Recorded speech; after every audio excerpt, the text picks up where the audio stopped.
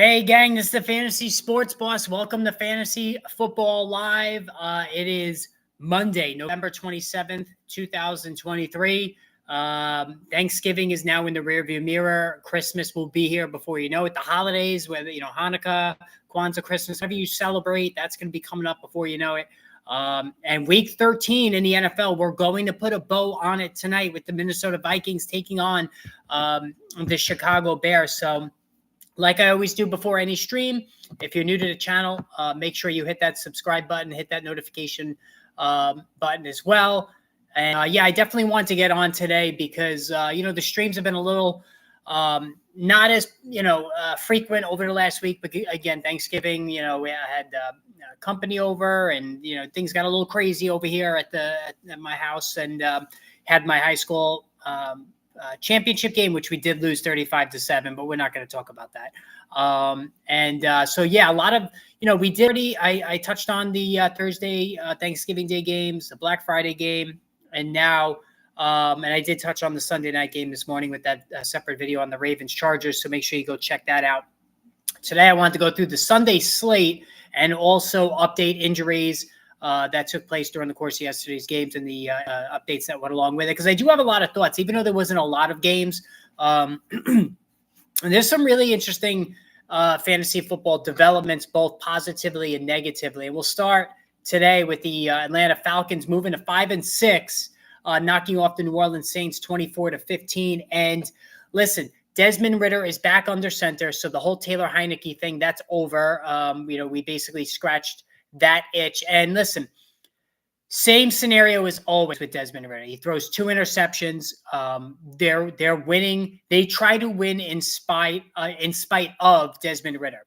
Now he did throw a really nice touchdown pass to Bijan Robinson, but they're hiding him, and that's what the Falcons have always done. They've been hiding Desmond Ridder, knowing they really don't have a quarterback that can win games for them, but they certainly have a quarterback that can lose games for them. But this game, the win obviously keeps them in the playoff hunt. And listen, the NFC South is a complete joke of a division. There's just nothing but chaos. The Carolina Panthers firing Frank Reich today. Just it kind of puts the exclamation mark on what is really just an ugly, horrible division. And the New Orleans Saints, they just can't seem to get out of their own way either. All right. Hey, Mark, happy Thanksgiving. They not too long. Everybody's gone. Thank God. And yes, Atlanta is worth the stream. I did pick them up in terms of their defense. Now, as far as the Saints are concerned, so a lot of injuries. So Chris Olave, who was having a huge day, right? I mean, he was 7 for 114 in the first half, goes out with the concussion. And now, the deal here. Whenever these guys go into the concussion protocol, it's usually 50-50 whether they make it back. For the first 10 weeks or so, nobody who went in the protocol made it back for the next week's games. Now we're seeing that change a little bit. The last couple of weeks, we've seen guys like Brock Purdy beat the concussion protocol and return for the very next game, which, is a little shady to me. I'm not too sure about that.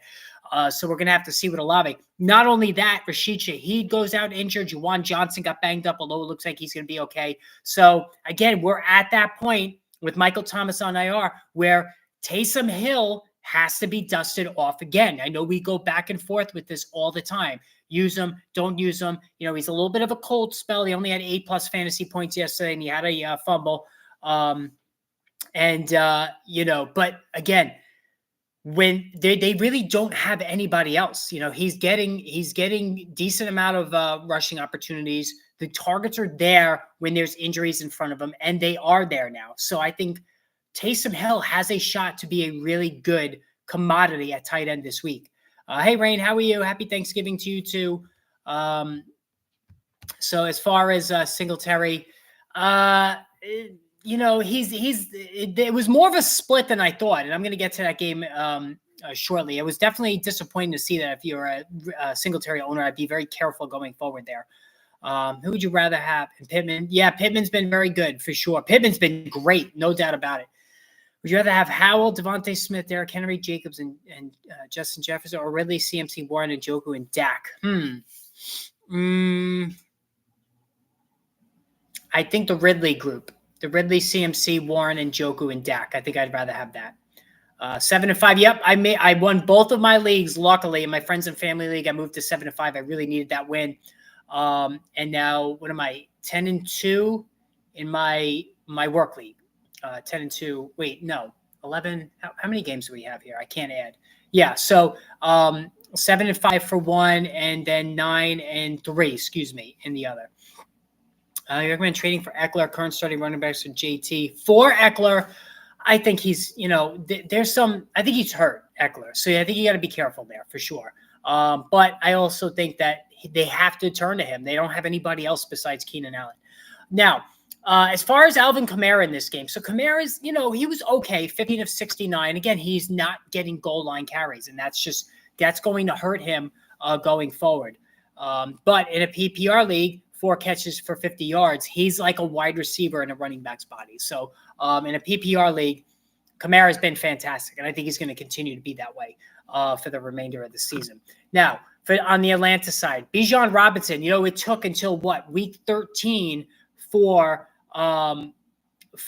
basically the coaching staff of Atlanta to realize, or week 12, to realize what they have in Bijan Robinson. Like, now they're using him sort of like a bell cow. 16 carries, 6 more than Tyler Algier, 91 yards, and a score, 5.7 a pop. The last 2 games have been, he's gone over 15 PPR points. Prior to that, I believe he only went over 15 PPR points once out of 6 games. So it was a kind of a pronounced cold spell because of the timeshare. He added 3 catches for 32 yards, right? Yes, John, KC defense is really good. But Bijan Robinson, we know he's the real deal. And if he even got a fraction more of the work that Algiers had, he could be the number 1 pick next year. And I actually do think there's going to be leagues next year where Robinson will be the number 1 pick, just based on projection, because I don't think Arthur Smith is going to be there next year. I think they're going to bring in somebody whose mantra is going to be, I'm going to unlock the potential of these guys.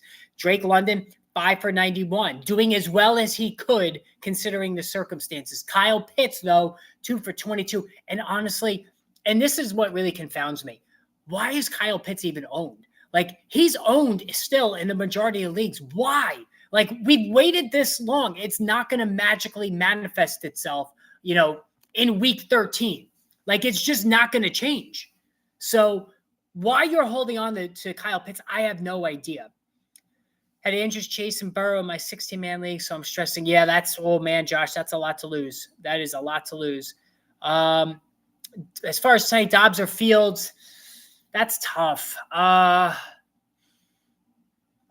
has the better supporting cast, and I trust him a little bit more, which is crazy to say. All right, we have $1.99 super chat from Rain Young, Jerome Ford, or Josh Downs at flex. I got to go Josh Downs. He had 12 targets, right? And it's a very concentrated target tree, Rain. He holds in a couple more of those targets. He would have had a huge day. But thank you for that super chat. I appreciate that.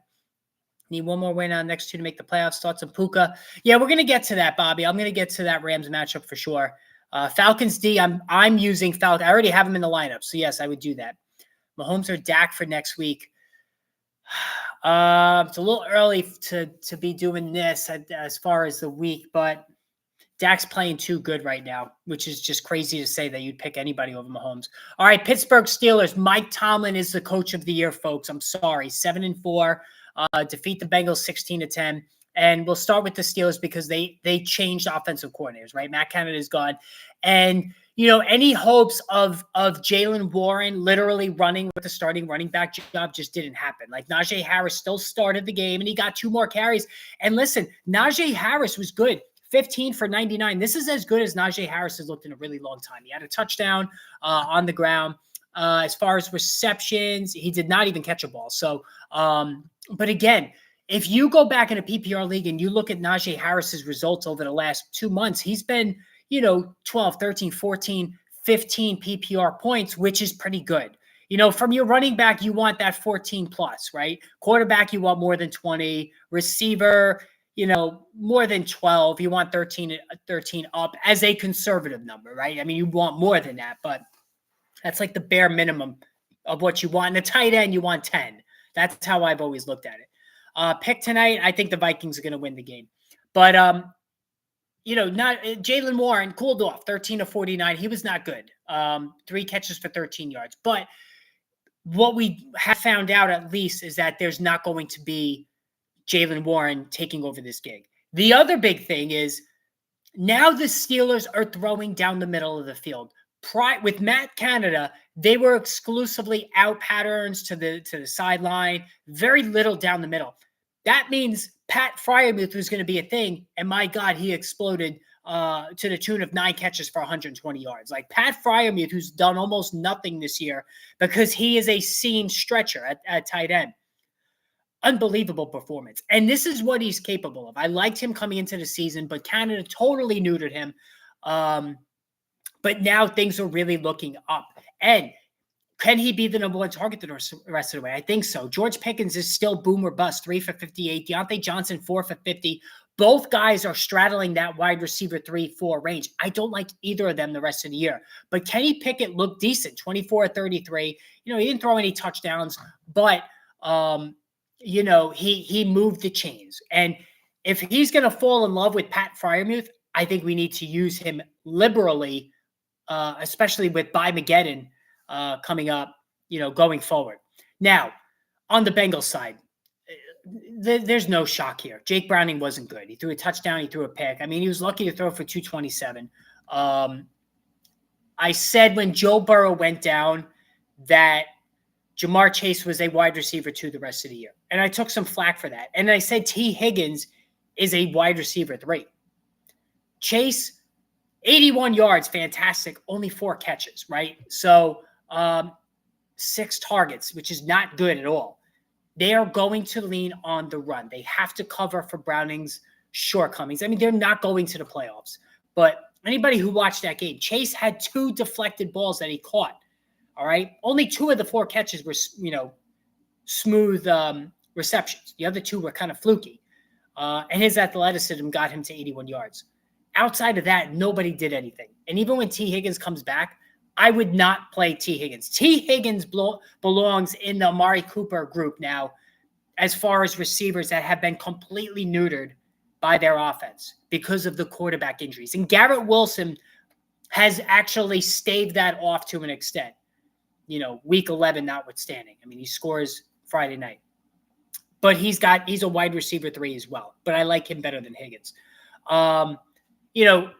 Joe Mixon, 8 of 16 on the ground. I mean, just horrible. Only caught 2 passes for 44 yards. Like, this is going to be really, really ugly the rest of the way for all involved. And it just goes to show you one player going down can have such a detrimental effect on the entire offense. And listen, I said this on the video a couple of days ago. The NFL has a real problem with all these quarterback injuries because it's making the product look really bad. All right. All these backups, whether it's Browning, Zach Wilson, now Tim Boyle, when you had Tyson Bagent in there, I'll exception Josh Dobbs because he's been good. But there has been some really ugly quarterback play when you have these backup guys in there. Brett Rippon with the Rams, and it's having a major negative effect on the players that have been left behind. So I don't have anything good to tell you going forward if you are a Jamar Chase owner. I hate to say it, it's going to be a sunk cost. It's absolutely going to be a sunk cost for a guy who went 2 or 3 in almost all leagues. Like, the decision was usually McCaffrey and Jefferson at 1. And then, some people took Chase over Jefferson, like kind of a smart alecky pick. He's not going to come anywhere near those numbers. It's just not going to happen. All right, Tennessee, 17-10 over the Carolina Panthers. This game really put in motion Frank Reich getting fired. And stunning that he doesn't even make it through his first season. I have some thoughts on this, but as far as the game is concerned, you have 2 rookie quarterbacks. It was ugly. It was a mess. Will Levis still struggling. I don't think he's thrown a touchdown since his 4 TD debut. Bryce Young, 18 of 31, 184. He's just showing no signs of incremental progress, right? Really, really tough to stand out as a rookie with CJ Stroud doing what he's doing. And like I said, I'll get to that for a second. But as far as Carolina, I mean, Chuba Hubbard, 14 of 45. He was lucky to fall in for a score. Miles Sanders, 15 for 28. All of that money they spent on Miles Sanders, it is a complete disaster. Derrick Henry, truth be told, I expected more from him in this one. 18 of 76. He does score 2 touchdowns, but the passing game is a mess. I mean, Adam Thielen, 1 catch for 2 yards. And he caught that, I believe, on the first drive. And then nothing the rest of the way. So if you're an Adam Thielen owner, like, you know, you probably lost your matchup because of him alone. DeAndre Hopkins, 3 for 49 for the Titans. You know, I said Hopkins was a better matchup with Will Levis than he is for Ryan Tannehill, and that's true. Because he's going to connect with Levis for big plays down the field. Tannehill doesn't have the arm to do that. But still, Levis is a work in progress, and DeAndre Hopkins is nothing more than a low-end wide receiver 2 at best. More wide receiver 3. Now, as far as the Frank Reich situation, I think it was very unfair. A couple of things happened here. There's been rumblings that Reich wanted CJ Stroud during the draft process, but he was overruled by the GM, maybe David Tepper. And David Tepper, not for nothing, you know, he's like the George Steinbrenner of football, you know, firing guys left and right. He's got more money than God, as most owners do. He wants to win now. I get that. But Frank Reich is a respectable coach in the NFL. He's proven himself previously. To not even give him the full season is a joke. Now, how much does Frank Reich deserve to be blamed for Bryce Young? Sure, you can blame him to a certain extent, but the CJ Stroud thing has really colored everything for Carolina. And and I've been saying this for weeks. How sick must you be in that Carolina front office every week seeing CJ Stroud do what he's doing? This is arguably the greatest rookie performance we have ever seen from a quarterback. And the Panthers had him on the board. They could have taken him, and they went Bryce Young. A lot of people did not fault them for doing that. So myself included, I had Bryce Young, number 1, CJ Stroud, who I still had as a top 5 pick in my draft guide. So I'm not going to sit here and tell you that, oh, they blew it taking Bryce Young. I liked Bryce Young as a prospect. I really thought he had Russell Wilson potential. Anybody that saw Bryce Young in Alabama. Now I know, and listen, Alabama quarterbacks have been good in the NFL, especially of late. Look at Jalen Hurts. Look at Tua Tagovailoa. Mac Jones started out good, and he's gone, you know, obviously things have fallen off the rails there. But anybody who saw Bryce Young thought this guy is going to be really good. I know the size, right? They've knocked him from this about his size from the beginning, but this guy got the ball out quickly, uncanny accuracy in college, and good accuracy, high-end accuracy, which Stroud has. I mean, which Bryce Young had, and Stroud does too, translate well to the NFL. Talking about Bryce Young, he's also a good athlete, quick decision-making, great ball placement. He has all of those things. He ends up in a really bad situation in Carolina. Not that Houston looked much better. Again, let's be fair. The offensive line was a mess and still is for Houston. They've had no help from the running game, maybe recently with Singletary, but prior to that, nothing. But Stroud has just been that freaking good. Stroud also has better weapons. Nico Collins and Tank Dell are game breakers. Dalton Schultz is a dependable receiver at tight end. Bryce Young doesn't have that.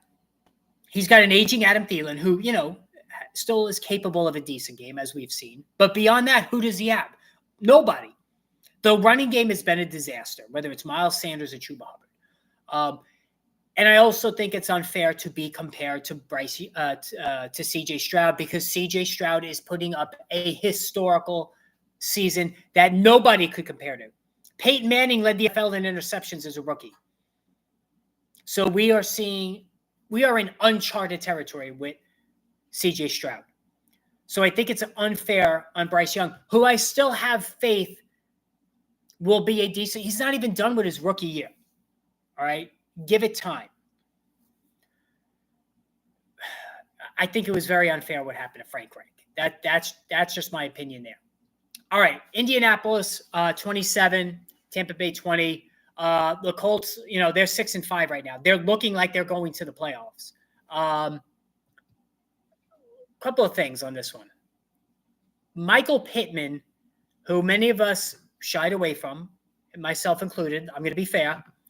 You had a rookie quarterback coming in.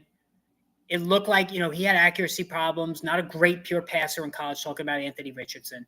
But even when Richardson was under center, Michael Pittman was getting peppered with targets, and he continues to do so. He had 10 catches for 107 yards yesterday, 13 targets, which is just ridiculous.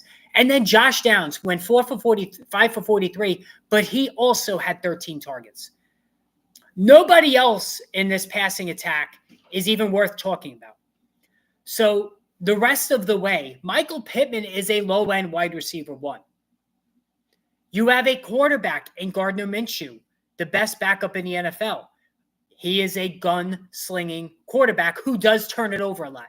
21 of 41, 251. No touchdowns. He threw a pick. He's always going to throw a pick. Like, Gardner Minshew is careless with the football. But he likes to throw it, and he can throw it. Accuracy's good. And it's working for especially Michael Pittman and Josh Downs, who is a good flex. He's over his injury, should have had a bigger game. Some of those balls maybe he could have brought in, Minshew could have been a little bit more accurate. But both of those guys have been tremendous. And now you have Jonathan Taylor ramping up as well. 15 of 91, 2 touchdowns, not involved in the passing game. So in PPR leagues, you could be a little bit concerned there. But Zach Moss, 8 for 55. He was good on his carries, so he's still getting work. Taylor's not going to reach running back 1 status. It's just not going to have the high-end running back 1 status, even moderate running back 1 status, but he could be a low-end running back 1. He's getting the carries now. He's getting the scores. So I think if you're a Taylor owner, you're happy with what you're seeing right now. Hey, Ed, how are you? 7 in a row winning streak. Wow, good for you, man. That's awesome. Hope Olave and Shaheed out since Carr loves to use Kamara so much. Yeah, you're right. That's the other thing. Kamara's going to get a lot of touches. Stroud on waivers. Yeah, a lot of people got Stroud off waivers for sure. Rice, I'm going to get to that one soon. Eagles game last night. Wow, yeah, Ronald, going to get to that one in a second. I have a lot of thoughts on that one. Tampa Bay, Mike Evans, 6 for 72 more scores. Like, he's going to get 1,000 yards again, which is, I'll say it again. That is one of the greatest in the history of the NFL that nobody talks about. Evans' streak of 1,000-yard seasons to begin his career. Through all of those quarterbacks, Josh McCown, Jameis Winston, now Baker Mayfield, he's never had Peyton Manning, right? I know he's had Tom Brady for a couple of years, but mostly he's had journeyman quarterbacks. Mike Evans is the greatest player nobody talks about. Chris Godwin, 3 for 45. He never scores. Chris Godwin is barely a flex right now. Barely a flex. How about Rachaad White? 3.3 yards per carry coming in, but he goes 15 for 100 in this one. Only catches 2 touchdowns, 2 passes. So he was light in the receiving department, 2 passes for 10 yards. But Rachaad White, has more than supplied the value of where you drafted him. I don't think there's any question about that. He's been a strong running back too. Talking about Rachaad White. All right, the New York Giants, 10-7 over New England in a game that set football back for 20 years. I'm a Giants fan. They are losing for winning. Like, it's so frustrating. Every fan does this. When your team's out of it, you want them to just keep losing so you maximize the draft pick. And then I have Joe Shane stepping up there today, meeting with the media, the GM of the Giants, saying, we're going back to Daniel Jones when he's healthy. I mean, come on, seriously. We've seen enough on Daniel Jones. He can't stay healthy. He's not progressing. Like, it's over. Now the Giants, I believe, have the 6th pick in the draft, which, that's going to be outside of the Caleb Williams, Drake May area code. You're now more in the Michael Penix Jr., the Oregon kid. That's where you're at. Bo Nix. That's where you're at. So very frustrating. But I will say this: Tommy DeVito is fun.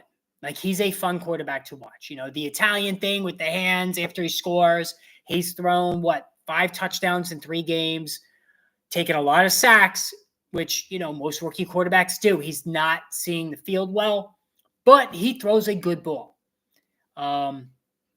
The problem here, if you're a Saquon Barkley owner, last week notwithstanding, because he balled out last week, but it was against Washington, so we take that with a grain of salt. Barkley had nothing. He had no room to run. 12 of 46 on the ground, and one meaningless catch for 6 yards. So I think Barkley's a running back 2 the rest of the way. I know he's been solid of late, but it's hard to depend on him given the situation. Ramondre Stevenson making the best of his opportunities for New England. He caught 5 passes for 9 yards, 21 carries for 98 and a score. Ezekiel Elliott 9 for 46, so he was pretty good as well. But this is all Ramondre Stevenson now. There was fear that Elliott was pushing a 50-50 timeshare. No. And Stevenson, September was rough, right? September wasn't great for Ramondre Stevenson, but ever since the calendar has flipped to October, he's been really good, like a low-end running back 1 in PPR. Jalen Hyatt, 5 for 109, first Giants wideout to go over 100 yards. If you're playing the waiver wire, he's got a good thing going with Tommy DeVito. I would take a shot, if you're in need of a receiver. But again, Giants, you don't really want to invest if you can with this Giants offense. I do not think Aaron Jones is coming back this week. No. Evans and Keenan Allen, oldest wide receiver in the NFL. Yeah, they're both getting it done. No doubt about it. All right, let's get to this Jacksonville game. We'll start with the Jaguars. So things are starting to really come together for the Jags offense. Trevor Lawrence picked up another touchdown on the ground, his 3rd in 2 games. He's throwing really well now. 23 of 38, 364. He threw for a touchdown. Also had a pick that really wasn't his fault because Evan Engram was held. And Evan Engram dropped the touchdown pass as well. So should have been a better day. But Lawrence, the last 2 weeks, has looked really good. His numbers for the season are still very mediocre. But I think the rest of the way, he's back in the circle of trust. And I've said this a million times. Getting Zay Jones back even though Zay Jones himself is not contributing, he is unlocking Calvin Ridley. Because now the defenders are being spread out more, having to account for Zay Jones and his athleticism, and Calvin Ridley can freelance a little more. He goes 5 for 89 in the score. Was shut out in the first half, had a really bad drop. Should have had 2 touchdowns in this game. But he responded big. Last 2-3 weeks have been really good. This is the Calvin Ridley we expected. And listen, Christian Kirk still 4 for 89, Evan Engram, 5 for 49. Engram is allergic to the end zone, but the ball was spread out really well. Even Travis Etienne, 4 catches for 30 yards. Now, I do think Etienne is starting to wear down. This is the 3rd game in a row now. The point total hasn't been good. 20 for 56 on the ground, 2.8. Had a little bit of a scare with a chest injury. Came through it fine. I think, don't forget, Etienne missed his entire rookie season. And even last year, he wasn't exactly a bell cow back. This year, he's been that guy for pretty much the start of the season. So I think we're seeing some fatigue setting in with Travis Etienne. He's also getting a little banged up. And even more concerning, he got stuffed around the goal line twice. Dearness Johnson, 7 for 19 behind him, wasn't great either, but Johnson has now solidified himself as the backup. So if you're an Etienne owner, you should have Dearness Johnson as your backup. Trade Stroud for tougher matches for Lamar and Russell Wilson. Get my backup QB. No, I wouldn't do that. I'm a Lamar Jackson owner, Dylan, and I have to. It's so frustrating. And sorry for the blip there. It has been so frustrating, the last month and a half. It's just beyond frustrating with Lamar Jackson. I discussed that in the video this morning. But opponent still has Hawkins left. I have Ty Chandler and Santos. 6.4. Ty Chandler, it's going to be close, Dylan. But I don't think the Bears offense is good enough to make this a shootout. So I think it's going to be close, but I think you might be able to pull that out. Now, the Texans, CJ Stroud, 26 of 36, 304, 2 touchdowns, no picks. And how about this, guys? 47 yards and a score. CJ Stroud was not doing a lot of running. So that's now his next trick in this epic rookie season. Didn't do a lot of running in September, a little more in October. November hits, and he's running all over the place. Great. So just when you think you haven't gotten the best out of CJ Stroud, he's running to go with his insane passing. And don't think for a second that CJ Stroud is not going to be in the MVP consideration. He's a runaway offensive rookie of the year. MVP should absolutely be in his wheelhouse. Texans at 6-5 have probably won already 3 more games than anybody even anticipated for the season. All right. Devin Singletary, 6 for 18. Dameon Pierce, 5 for 14. So they really split the carries between the two. It was ugly for both. Singletary did catch 6 balls for 54 yards. So in a PPR league, he's still flex worthy. Dameon Pierce should have been cut long ago. And how about the Texan wideouts? There are not enough good positive superlatives you can throw the way of Nico Collins and Tank Dell. It was Dell in the first half, 5 for 50 in a score. Collins, 7 for 104 in the second half and a touchdown. Dalton Schultz, 1 catch for 2 yards. And what was really weird about this game, excuse me, is that all of a sudden, Dalton Schultz snap share plummeted. I think he was only 30-something% snap share yesterday, which is very strange to me. I don't understand why that happened. Something to watch going forward. But Nico Collins, wide receiver 2, Tank Dell, high end wide receiver 2. Just an amazing story, both of these guys and this team altogether. All right. I want to get to this Eagles game. So the Eagles 37-34 over Buffalo. And I'm the idiot that traded Jalen Hurts for Lamar Jackson and Garrett Wilson a couple of weeks ago. Guilty as charged. But at the time, I was so desperate for healthy bodies because my entire team was hurt that getting Garrett Wilson, who helped me win a game and actually helped me win this week too, when I desperately needed wins. And, I did it. But Jalen Hurts was just unbelievable the second half of this game. First half, 5 fantasy points. It looked like it was going to be a second straight dud after last week.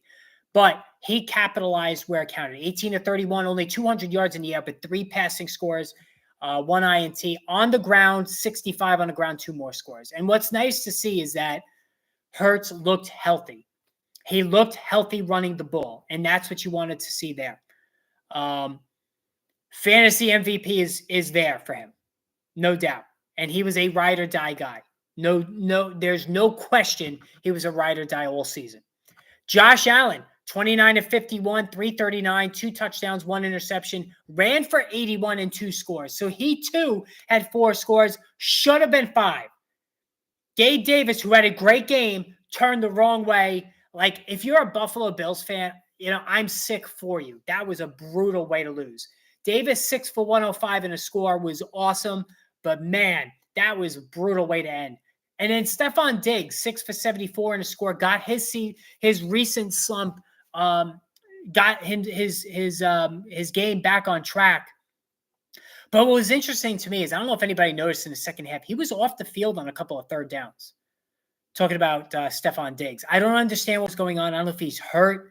It was weird to me. Khalil Shakira, 3 for 47. Dalton Kincaid, 5 for 38. So they're spreading the ball around. James Cook was only 16 for 43, which was just pathetic. DeAndre Swift, on the other hand, 14 for 80. And let's get to DeAndre Swift. So DeAndre Swift is closing in on 1,000 rushing yards for the first time. He went 14 for 80 on the ground. One catch for 4 yards through the air, which, not great, but he's been really good. He's managed to stay healthy. This is the guy we all used a late first, early second on last year. And it's just a change of scenery is what he needed, along with staying healthy. Devontae Smith, 7 to 106 and another score. When Dallas Goedert doesn't play, Devontae Smith's a wide receiver 1. There's just no other way to look at it. The numbers back it up. A.J. Brown, 5 for 37 and a score. Second straight dud for him. You take away that score, he does nothing. A.J. Brown, he's a diva wideout. He's not going to be happy about this. He's going to complain behind the scenes, and I think they'll make a concerted effort to get him the ball next week. But, not what you want to see if you're an A.J. Brown owner. But Devontae Smith, and there's talk about Dallas Goedert coming back this week. I don't see it. I think it's going to be the following week from his fractured forearm. until then, it's going to be really, really fun times for a Devontae Smith owner. All right, Cleveland, Denver Broncos, unbelievable. Now 6-5, 29-12 winners over the Reeling Browns. Dorian Thompson-Robinson goes out with a concussion. PJ Walker comes in. Denver defense is playing lights out right now. They're shutting down Buffalo. They're shutting down Kansas City. Obviously, they're going to shut out Cleveland, which they did. And Russell Wilson, listen, continuing to play well, 13-22, 134 and a touchdown. He's not turning it over. Ran for 34 and another score. In fantasy football, Wilson is a top 10 quarterback. He's been good. We all love to rag on him, myself included, but he's been good. Sean Payton, another ass, right? Nobody can stand the guy, but he could coach. They're 6-5. Nobody after that Miami game, the 70 points, thought this was even remotely possible, but he's been great. On the Denver side, Javonte Williams, 18-65. The efficiency is just not there, but he's getting the touches. 3 catches, 6 yards. There's no explosion. I thought we were maybe finally starting to see that, but that knee injury was so serious with the torn ACL, MCL. It is possible he lost a step. All right. Samaje Perine was 7-55 in a score. He looked much better. So that's something to watch going forward. Cortland Sutton, 3-61. Tough day there. Jerry Jeudy is just awful at football, 2-11. All right, for the Browns, Jerome Ford doing what he can, 9-65. He is an explosive back all the way. 4-14 in the receiving yard. Like, Jerome Ford deserves more looks. It's just simple as that. Amari Cooper goes out with a injury, 2-16 prior to that. Amari Cooper is a borderline bench guy. He's right there with T. Higgins as bench candidates because of the quarterback situation. David Njoku, 6-59, is the only player on Cleveland I would start right now outside of Jerome Ford. He's the only guy in the receiving game because he's a safety valve. All right, LA Rams, 37-14, the strangest game of the week from a fantasy perspective. How about this? If I would have told you that the Rams scored 37, Matthew Stafford throws 4 touchdown passes, and Puka Nacua and Cooper Kupp don't catch any of them, you would not believe it. And Puka Nacua, 4-27, Cooper Kupp, 3-18. It looks like the fairy tale for Puka Nacua is over. The last month has not been good. Cooper Kupp, 3-18. He looks like he's still hurt. He's been single digits for 4 straight games. When do you ever remember this from Cooper Kupp? Are all the injuries starting to take a toll on him? I don't know, but it was ugly for those two. Kyren Williams, man, this guy is a league winner. 16-143 in the running game. So no concerns about them dialing back his work. And 6-61 in the passing game, 2 scores. Listen, I have to be honest. There is no way in hell I saw this coming from Kyren Williams. He was awful as a rookie last year. 5th-round draft pick out of Notre Dame. Knocked for having very mediocre speed. When he did the combine, I believe he ran a 4.6. Anybody can correct me on that. If not, it was a 4.5 something, high 4.5. He bombed the combine. But it looks like he's got that classic game speed. Like Kyren Williams, the rest of the way could be a league winner. This kind of production that's been sitting on your bench for a month. Unreal. For the Cardinals, Kyler Murray ran for a score, threw for a score, a lot of garbage time production here. Like, this is ugly, and it's really having a detrimental effect on James Conner, who's having a good year. On a per-touch basis, James Conner has been good. He's averaging over 5 yards per carry, which is excellent. 6-27 yesterday, 4.5 per carry. 4 catches for 5 yards. Every catch he has, it's like 1 or 2 yards. He's going right down, which is disturbing. But and then you have Kyler Murray, siphoning touchdowns around the goal line, which is very frustrating. James Conner, to me, is now on that flex running back 2, tightrope. All right. And I'm a James Conner owner. I'm concerned. Marquise Brown returned 6-88. So this was good to see. And Trey McBride 7-60. So I don't know when Zach Ertz is coming back, but those 2 guys are going to be the offense, the passing game. And it was good to see Marquise Brown come back and post a good game there. Kansas City 31-17. A couple of things about the Chiefs. They finally gave Isaiah Pacheco opportunities around the goal line, and he made good with 2 rushing scores. Like, the guy is very capable. Andy Reid just wants to throw it around the red zone, but he doesn't have that offense anymore. Pacheco, 15 of 55 on the ground, 2 touchdowns, adds 5 catches for 34 yards in the passing game. I think it was 24 PPR points. Excellent day. And guys, Rashee Rice, 8 for 107 in a score. He looked like Calvin Ridley. So Rashee Rice with no Kadarius Toney, no Mecole Hardman. Andy Reid probably just said, fuck it. I'm going to throw him out there and let him just play every snap. And look what happened. Had a couple of drops early on. Mahomes kept going back to him. Mahomes, 27 of 34, 298, 2 touchdowns. Listen, Mahomes is not going to meet expectations this season. The big 3 with him, Hurts, and Allen, Mahomes is the 3rd guy in production this year. I'm sorry, he is. In fact, it's Hurts, Allen, a little bit of a gap, and then Mahomes. But Rashee Rice's development is big. Travis Kelce, 6 for 91. He can't be the only target. They need to get somebody else. Rashee Rice, this could be the start of a really big finish for him. Jacoby Myers bounced back, 6 for 79 in a score. For the Raiders, Davante Adams, 5 for 73. You know, Davante Adams is a wide receiver too the rest of the season. There's just no way to look at it. Josh Jacobs, 20 carries for 110 in the score, 4 for 15 in the passing game. So, you know, Josh Jacobs making the best of what's a difficult situation with a rookie quarterback. Not a good offense. You're going to make his way back from the fractured forearm. I don't know that. Devontae Smith's value is sort of hanging in the balance for a little bit. So there's a pause. Sorry, guys. You know, the bits have been dropping a little bit. I apologize for that. You know, Dorian Thompson-Robinson in concussion protocol. Is he going to be back? I don't know that. You know, Amari Cooper, I think you got to bench him. You know, David Njoku, you could still play. But Dorian Thompson-Robinson, I think I'd rather have him than P.J. Walker in there. Just going through the rest of the injuries. There wasn't anything devastating this week, which was good to see. I mean, you know, Cam Robinson, obviously, that's a big one for the Jags. T. Higgins, they said they're going to see where he's at. But T. Higgins, to me, is barely a wide receiver 3 now with Joe Burrow being out. Aaron Jones did not practice today.